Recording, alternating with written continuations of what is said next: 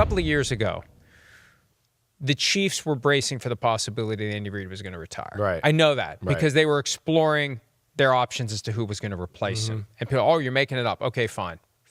If I was going to make it up, it'd be a lot more interesting than that. They were exploring their options for who would replace him because they have this great Super Bowl roster, and they're in a position where they can pick anyone they want. Right. Who do we want to come run this team if Andy Reid decides to retire? And I think at the end of the day, part of it was his contract, and they finally paid him and got him up to where he needs to be. So, hey, now he doesn't retire. Now you got to wonder if he's thinking and if the team's thinking we're getting close to a natural separation point, that he's going to be 68 in March. Is he going to want to be there through this soft rebuild or whatever it is we're going to call it? But it's not we're riding the wave now. Yeah, right. The wave's over, Yeah. and we're paddling back out, Yeah. searching for the next Right. wave. There's some work to be Does done. Does he want to paddle the board? Do they want him to paddle the board? I think these are things that are going to become relevant. Not that they're going to give him a push, not that he's going to feel the heat, but it just changes things. Yeah. When it's all going smoothly and it's all easy, it's easy to just keep doing what we're doing. I think that this is going to prompt them. It's a natural occasion to take a step back and say, what are we doing here? Right. What are we doing here? Right. Because the salad days are over, and now we got to figure out where we're going to go from here. Yeah. You know, I just think that people need to be really, really careful with what they say and what you wish for. Because what Andy Reid brought here changed the entire franchise. It changed everything overnight, just like that, from his first press conference. Andy Reid changed the culture. He changed everything. So I don't know, man. Andy Reid is a special dude who knows people. He knows football players. He knows how to treat the media. He knows how to, involve the fans. It's more than just coaching. It's a lot of things that come with that. And he's a culture setter, a tone setter. I would I would be careful with trying to get rid of a guy like that. Because what he brought to this city changed so many people and so many lives, y'all. And another reason why I think we need to chill on that is because of the fact that he's chasing Don Shula and the all-time wins. He has 301 wins, 273 regular season, and 28 playoff wins. And he is not that far from Don Shula. He might be about, I don't know, maybe 4 seasons worth. Don Shula has 347 wins. Andy Reid has 301 wins. He's 46 wins away from Don Shula. So let's say for the next, if he got 4 more years, if he gets 11 wins per year, that'll be 44. Let's say he gets a 12-win year in there. That's 40. He get a couple 12 win. I don't know. I think it's attainable. I think it's reachable for him, and I think that's a goal he wants. And maybe it's a goal that Clark Hunt wants as well. With the Chiefs, with us. So and that would be special because by that time, I mean, now Andy Reid is considered more of a Chiefs coach than an Eagles coach for sure. Especially with the Super Bowls he has here. But he'll be like his time with the Eagles will be almost a footnote compared to his time with the Chiefs if he were to get that that wins record, that all-time wins record while wearing the Chiefs hat. I think that's something special that he desires to have.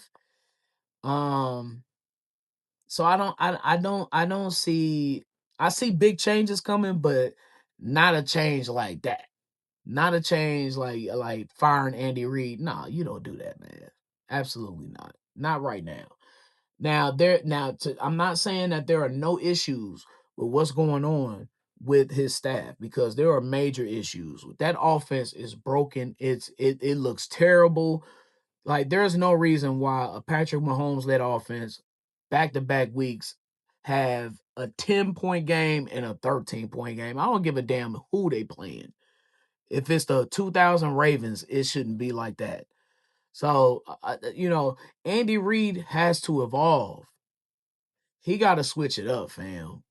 And whether that's bringing new coaches in or him switching up. Because look, the NFL has caught up to what the Chiefs had been doing.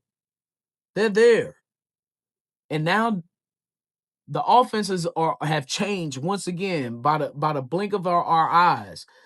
Now we back to the running game now with offenses more, especially now with playoff football coming up. But now it's more about the running backs, and Andy Reid has to evolve his offense. It has to change up once again, just like it changed when it went from Alex Smith to Mahomes. When it changed when we got rid of Tyreek Hill, it changed up then. It has to evolve again. So what will this offense look like next year? If not Mahomes for the first month or two of the season, who is it? Is it Gardner Minshew? Do they bring him back? Do they draft a guy? A more sustained, legit backup in order to compete for a championship? I was gonna say Kirk Cousins, but hell no, he don't fit in the Andy Reid offense. And he costs too much. Absolutely not. I don't know. This offseason is going to be riveting. And how much is Patrick Mahomes going to be involved in some of those decision make? Probably not a whole lot, because the NFL typically they don't do that with players, not for real. Patrick Mahomes might send a text or two, I think, to Veach or whatever on what he prefers with the draft, but I highly doubt that. But maybe, I don't know, maybe they will have a conversation. I would think there's an exit interview or something, or they will ask him like, what would you like? What's the prototype of what you like? And maybe not necessarily a player. I don't know. This part of the dynasty is done, y'all. It was fun. But what will part 2 look like? If there is a part 2, contingent upon Mahomes' health and what he looks like when he comes back coming off a major injury. If there is a part 2, because one mistake that we are all making with the Chiefs, being a Chiefs fan, is automatically comparing our dynasty to the Patriots dynasty, and the Patriots dynasty don't come that often. The Steelers dynasty only lasted a decade. The Niners dynasty lasted a decade. The Packers dynasty lasted a decade. Everybody's dynasty doesn't last 2 decades like the Patriots, like how they did. So are we even sure there's a part 2 to this dynasty? How many Super Bowls can Patrick Mahomes get back to? So, but for the rest of this season, though, I want to see the young guys play. I want to see Bashar Smith. I want to see more of Noah Williams with his hand grabbing ass. He's grabby, boy. I want to see more Jaden Hicks out there. I want to see more Jeffrey Bossa. I want to see if they fit into this team long term. If this 25 draft class was worth the damn. And I think I still like our draft class. Gelati, he's been showing some flashes lately. I think we got a stud in Josh Simmons at left tackle. I think Bashar Smith, that's who I really want to see more of. I need to see Bashar Smith get more carries inside the tackles too. Implement him more into that run game, dog. But I want to see if these guys are legit and if they fit into the long term plans of what the Chiefs trying to do. So, um, I love the possibility, though. I will say this, of having a top, 13, 15 pick in the draft this year. So, because the Chiefs have not had that high, since we missed the playoffs in 14. We haven't. Oh God, we took. No, 15 is when we took D Ford in 14 when we went 9-7 and missed the playoffs. So that means we had the pick in 15 and we got Marcus Peters that year. Great player. Great. That was a damn good draft pick. And Kansas City is going to have, and I've talked about this. I've talked about how Kansas City now will have an early preview of how football will look like without Mahomes in Kansas City. And it ain't that pretty. Lord have mercy. Because this pick right here, this is what some of the games look like in the 2000s when some of y'all weren't Chiefs fans. Damn. This is what some of the games used to look like in the early, mid, late 80s. This is what some of the Chiefs games used to look like at Arrowhead in the late 70s. Okay. So look, I said that football is going to change in Kansas City, or how we feel about the Chiefs is going to change in Kansas City when this era is over, completely over. When Mahomes retires, or leaves the Chiefs, it's Kansas City in its relationship to football is still gonna have a love affair, and it's still gonna be there.